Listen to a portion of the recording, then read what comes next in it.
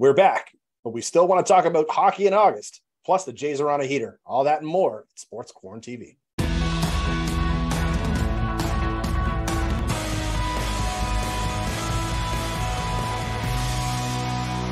What's up, everybody? Welcome to another episode of Sports QuaranTV. Chris Dobson, Gerry Green. It's been a little over a month. The fine folks at Rogers gave us a bit of a vacation. They let us take some time off, let us regroup, refresh. A lot's gone on, but hey, we're back. We're here. Gerry, I hope the summer's been great for you, man, but we've got a lot to talk about tonight, so let's get into it. Well, let's talk about, what we just watched the other day. And both of us love hockey, no matter what time of year it is. But the World Junior Championships, Chris, I have to admit, didn't watch a whole lot of it. And I think it's because it has its own little niche. It has that Christmas time niche and that New Year's Eve niche that people look forward to, because there's not a whole lot else going on during that time. That's their little thing. And I know we were last year, in the year before, we were our whole hockey schedule was turned upside down because of COVID, and whenever we could get hockey was great. But now I'm kind of sick of hockey in August. I don't want to see hockey in August, and that's what happened with this tournament. And I think it had a real effect on eyeballs watching it on TV or even going to the games, because I didn't watch it. I watched the best part until the last 10 minutes of the third period of the gold medal game. I didn't watch it otherwise. Chris, what about you? So I'm a little different on that front, because for me, it was the only Canada game I didn't watch was the first tournament game, and that was the Latvia game, for a bunch of different reasons. But one of them was I wasn't prepared to watch Canada pump Latvia in the middle of August. Now, it turns out the game was actually a lot closer in the end. But overall, as far as the tournament goes, I do agree with you. I didn't share the same oomph and excitement for the World Juniors. And there was a lot of things I didn't necessarily agree with. And that was one. I wanted to watch Connor Bedard. To me, that was the important part. Yes, you see all the cue, but I always want to see the guy who's going to go first overall, the exceptional status player, that guy there. Mm-hmm. What was weird for me was, so the tournament reset, the schedules reset, but they allowed the players to carry their point totals over from last year's World Junior. So Connor Bedard started this tournament with like 4 points on the board. Yeah, it was ridiculous. It was foolish. That's foolish. Yeah, so for me, I was like, that's a bit odd. But overall, I'm like, okay, I finally got into it. My favorite part, outside, of course, of McTavish stopping that goal on the goal line in overtime of the gold medal, we got to talk about Latvia real quick. I mean, they won their first game in country history. They've never won a game before. And I was so thrilled. The look on their face, they celebrated like they just won the Stanley Cup, as they should. These kids are going to go down in history in Latvia now. They finally have a win. I loved it. It was so exciting to see. But all that to say, it was lost on me. Not just to me. You mentioned the fans. Attendance was way down. You know, they couldn't even fill the Red Deer Arena before moving over to Rogers Arena. That was a little concerning for me. But you're going to see that shift, because you're right. Come Boxing Day, when the World Juniors starts the way we're used to seeing the World Juniors start, in our right, exactly, in our backyard between Moncton and Halifax. You know, the groupings finally came out this week, and we got to touch on a little bit. A little disappointed to see that Moncton wasn't getting the Canada round robin games. I think a lot of looked at like, it looks like US's group will be the main group in Moncton. Yeah. And of course, Canada's going to Halifax along with the medal rounds as well, which is why I thought, you know, you're going back into junior hockey arenas. Of course, the Avenir Center and Scotiabank Place, or what's it called now? I think is that what it's called still? I think it still is. Okay, perfect. So either way, I don't want anybody upset. I don't want any sponsors upset with us. Yeah. But overall, it's weird for me, but I love that junior hockey is being played in junior hockey arenas. That's how it should be. It's very commercialized. Obviously, of course, with all the news going on right now surrounding it, I am excited. A little disappointed that we're not getting that here in Moncton, but overall, I'm excited to see it back out on the East Coast. Hope ticket sales go well, because I think this is what's going to drive it moving forward. Okay, so the Russians don't play in Edmonton. Correct. Are they invited to the one this December? Do you know I do not believe so. I'm looking at it right now. Okay. All right. Number two is without that gold medal game being tied, I don't turn it on. Without the spectacular overtime, I don't think this particular tournament goes down in anybody's memory bank, because without that overtime save and goal, there's nothing memorable about this tournament. I think there was one of those what they call Michigan goals. And yes, Yeah. Bedard was a talent to watch, and some of the things we learned about him, about the length of his stick and those types of things, were fascinating. But otherwise, in the last minute of the event where he saves it at one end and they score at the other, that's the only memorable thing that'll come from this tournament for me, having not watched any of it except the last 10 minutes. One thing I want to give a big shout out to is I was looking at the numbers the other day, and I believe that William Dufour is now the third player in junior history to win both a Memorial Cup and a World Junior Gold Medal. So, you got to tip your cap to that, to St. John Sea Dogs forward. He can snap a puck, can he? Oh my goodness, unbelievable. And also, just to kind of give you an update, Jerry, so I did take a look. So Group A in in Halifax is going to consist of Canada, Sweden, Czechia, Germany, and Austria. They're going to Halifax. Group B, the U.S., Finland, Switzerland, Slovakia, and Latvia. They're going to play in Moncton. Mm-hmm. So your big draw there, of course, is going to be the Americans. That's who you're going to want to see. I'm probably going to throw on a Latvian jersey. Why not? Let's get in there. Let's make it rain here in Moncton. I think it'll be a good time. Are you? Why not? Why not? That's but overall, like I said, of course it is. I'd be disappointed if you didn't bring one up somewhere. But yeah, either way, I just love that the tournament's coming back out to the East Coast. It's a great opportunity for, the East Coast to get some national television love. Yeah. The queue is underway with preseason, Chris, and usually it's the rookies that are all taking part. I don't think the veterans, if you want to call them, have arrived yet. There's still a long schedule to go because the season doesn't start till September 22nd, Chris. Do you know who's hosting the season opener?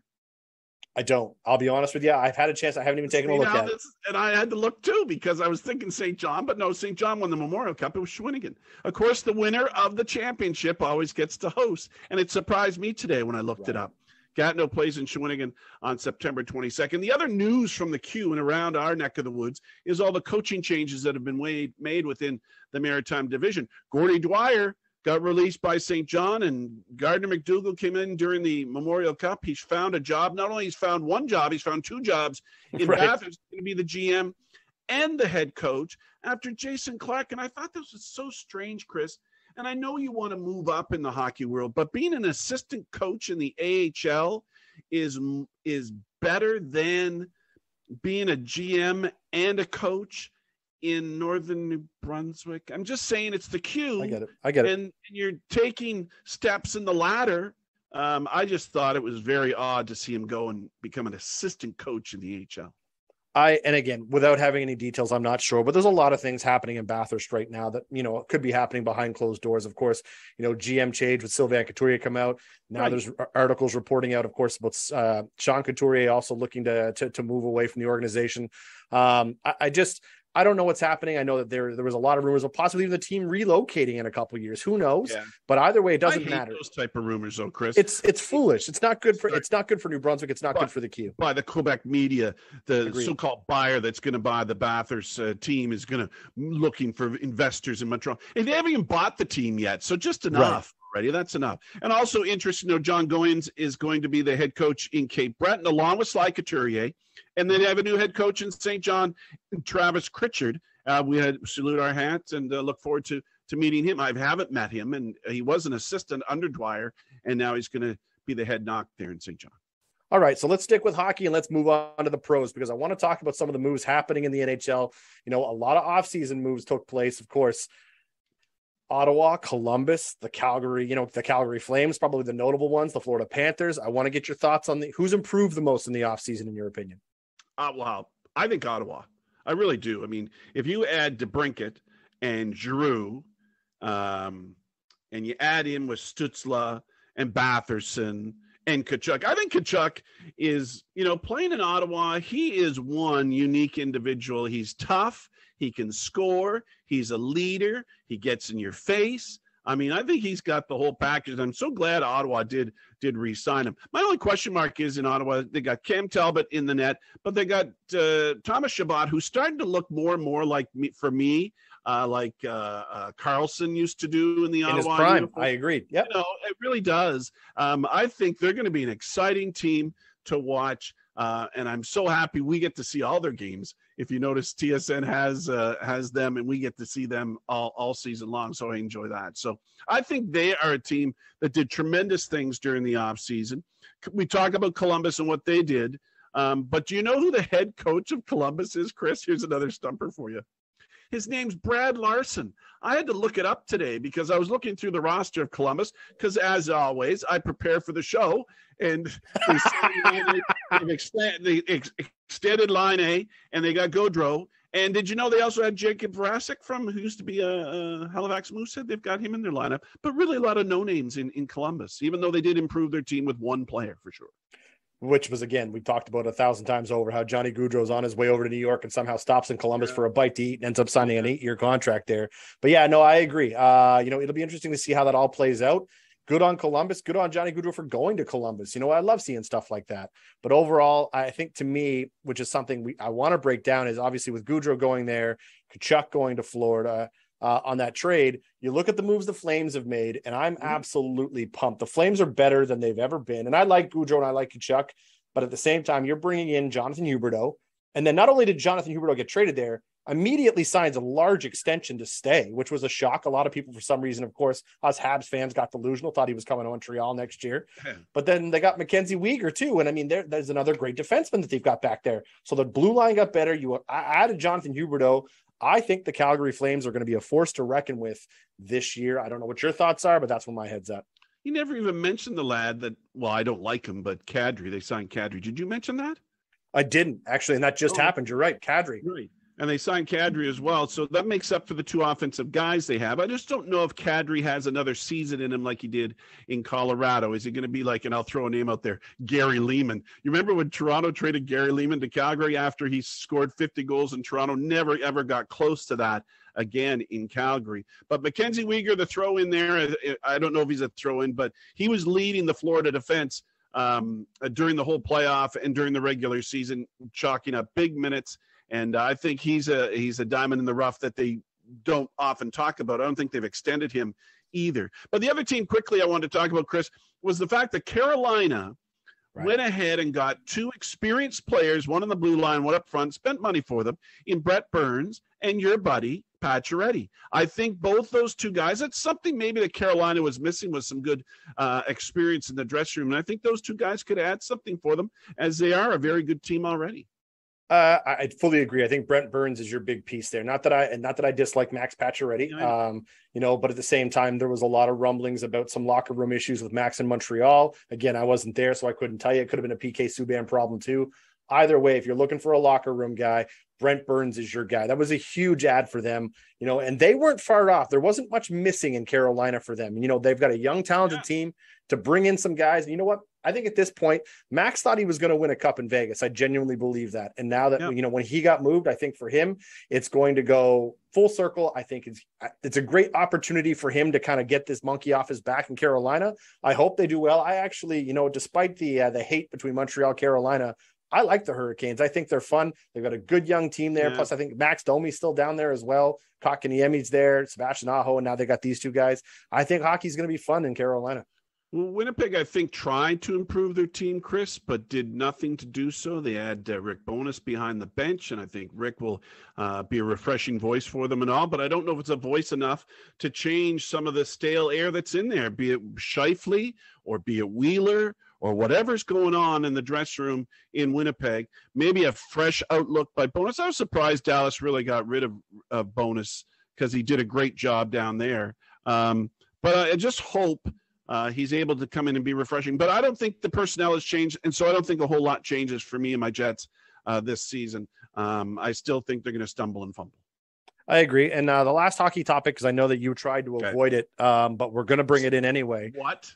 I want to talk about some of the moves the Montreal Canadiens have made, and I want to talk to you about it only because before we were recording, pre-recording, you said, I think the Montreal Canadiens look good on paper.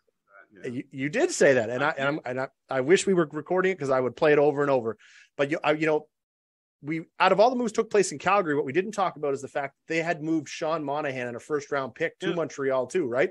So if you look at the moves Montreal's made, of course, I'll be excited to see if Slavkovsky's going to make the lineup. I'm really curious. My big question mark to me surrounding this year is Jonathan Drouin. That's where he needs to either. Oh, really, Chris? Are you actually thinking he's going to be an effective player ever again? I'll tell you, hear me out. And then if halfway through the year, and everybody who's watching, halfway through the year, I will eat my words and I will never root for the kid ever again. I'm not trying to defend what he went through, but I think a full season under Marty St. Louis' guidance and mentorship, he didn't play a game under Marty last year. Let's see what he can do. He's got talent, Gerry. And I think with this young team, there was a problem somewhere. Something wasn't right. I think the French media was too hard on him.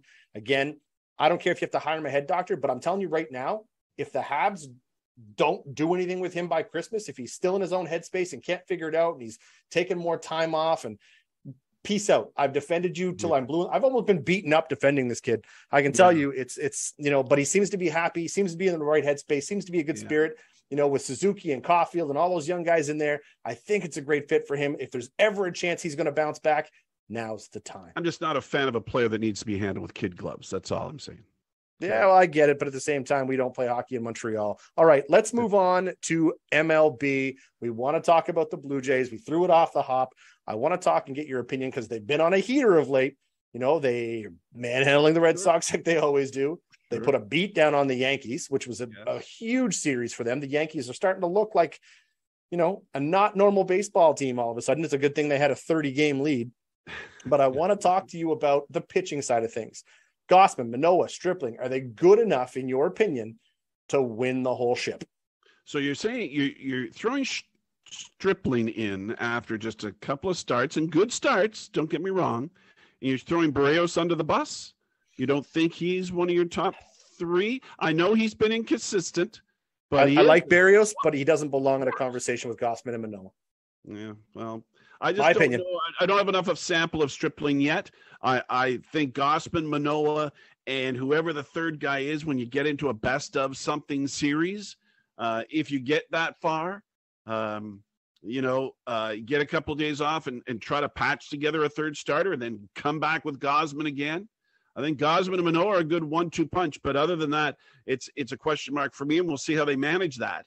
But bottom line is they have to have bats to be more consistent, and they still haven't got a whole lot out of Bo Bichette, and they're still not getting the performance they always expected from Vladdy. But Vladdy's improving, and Vladdy maybe is settling in where he really was. Maybe he shot his star rose too fast last year. He's still consistent, plays a good first base, and he's still hitting home runs and still knocking runs in.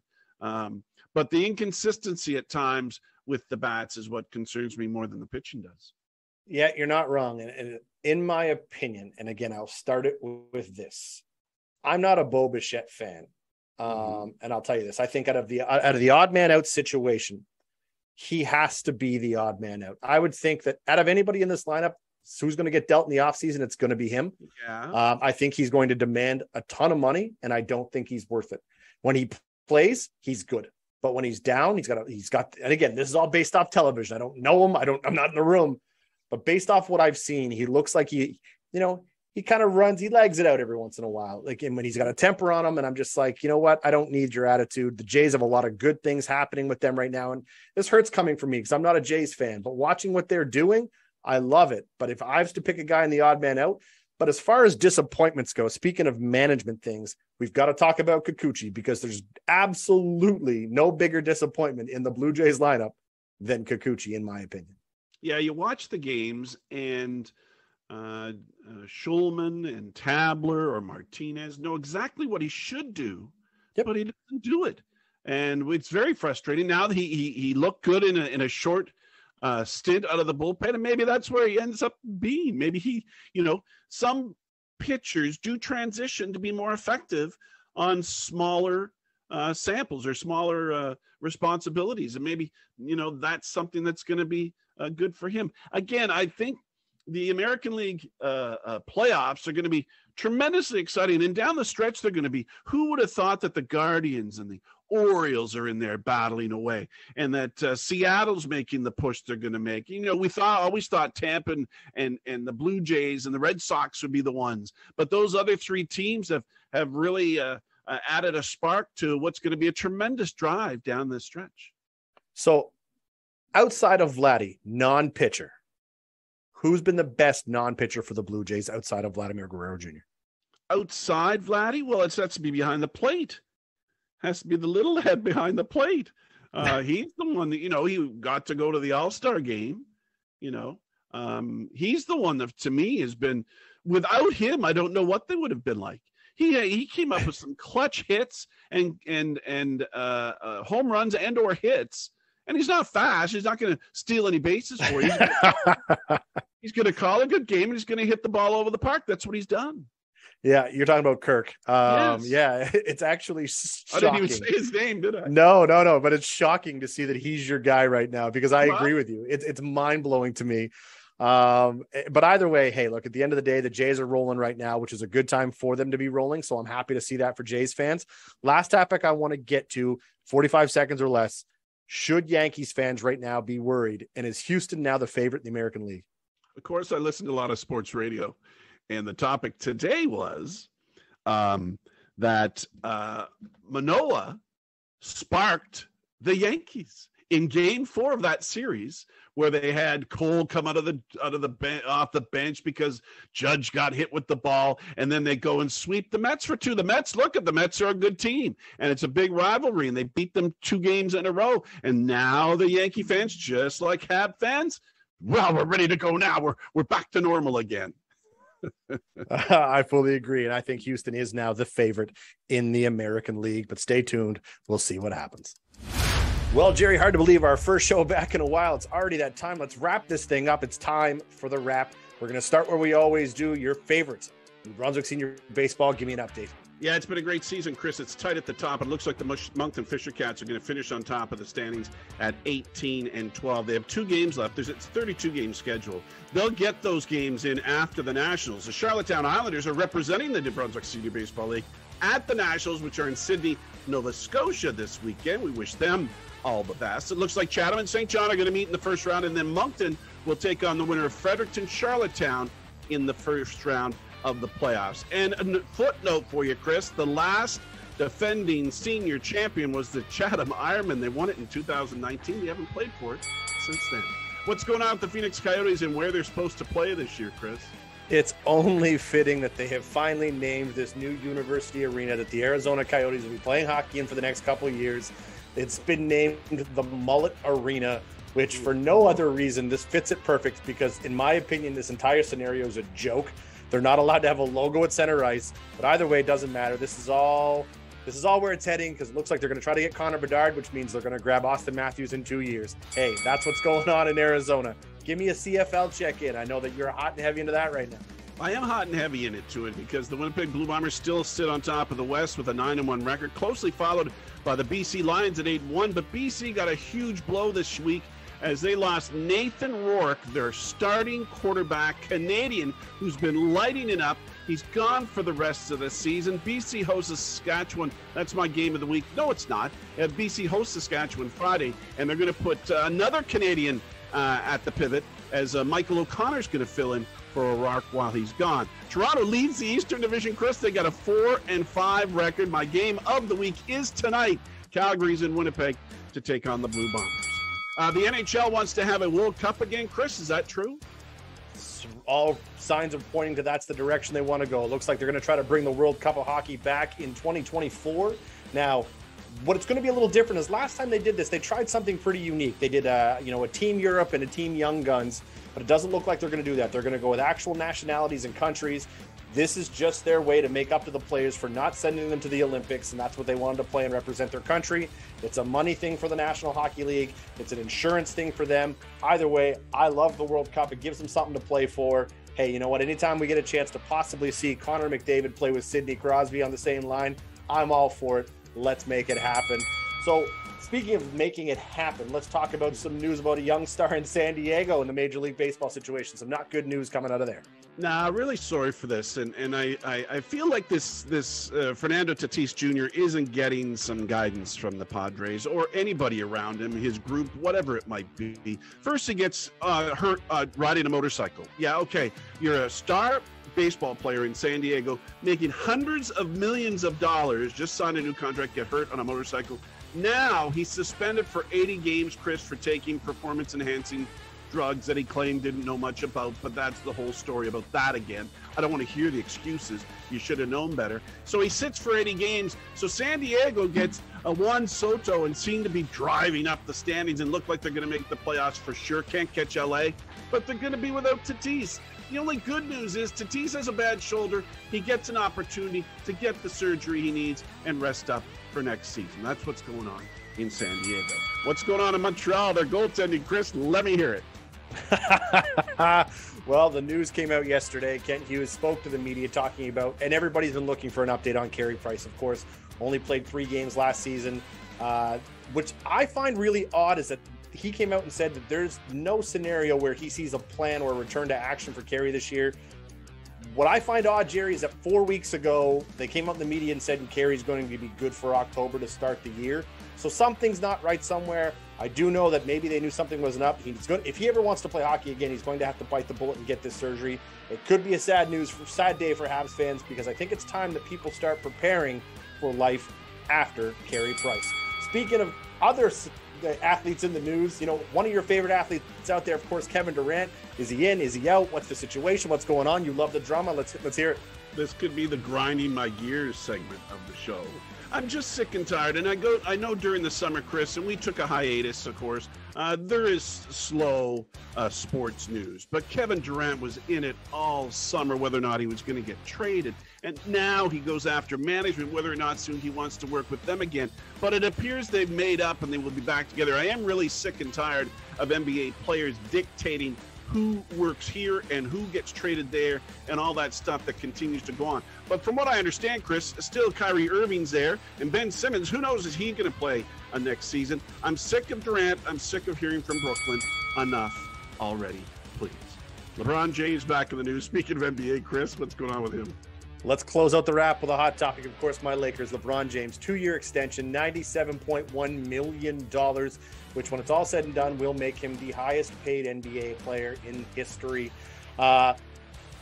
It's done on a contingency. He has an opt-out clause too, Jerry, so don't kid yourself. Depending on what the salary cap's going to go up or down, this actually could turn out to be like a $110 million deal for him. But don't forget, he's made it very clear that his last year in the league, depending on how he's feeling, he wants to play and go wherever Bronny is drafted. He wants to play a year with his son. That's what he's made very clear. So we're all going to keep our eyes open and pay attention to that. But either way, LeBron, 2 more years in LA. Let's see if they can't pull it together. Jerry, that's going to do it for us here this week. It's great to have you back. I'm happy to see everybody. Thanks for tuning in, and we'll see you next week.